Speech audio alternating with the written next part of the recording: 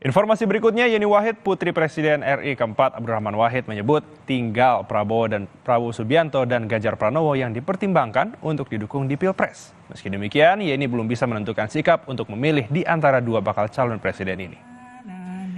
Di depan barisan kader Gus Dur, Yeni memberikan arahan bahwa pilihan dukungan kini hanya ada dua nama, yakni Prabowo Subianto dan Ganjar Pranowo.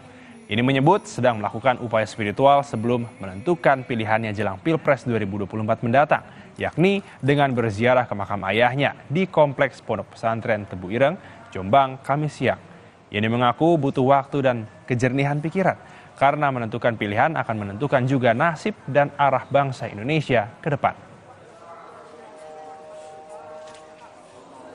Ini bukan sesuatu yang mudah untuk membuat keputusan tersebut, karena semua calon yang ada punya banyak kelebihan, tapi juga ada kekurangannya. Jadi harus betul-betul jernih sekali melihatnya.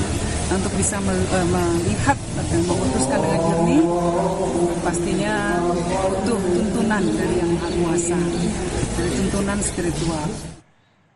Berita utama akan segera kembali usai jeda saudara dengan informasi setelah move on dari Anies dan Koalisi Perubahan untuk Persatuan. Demokrat tengah membangun komunikasi dengan PDIP. Mungkinkah akan terjalin rekonsiliasi antara SBY dan Megawati Soekarno Putri?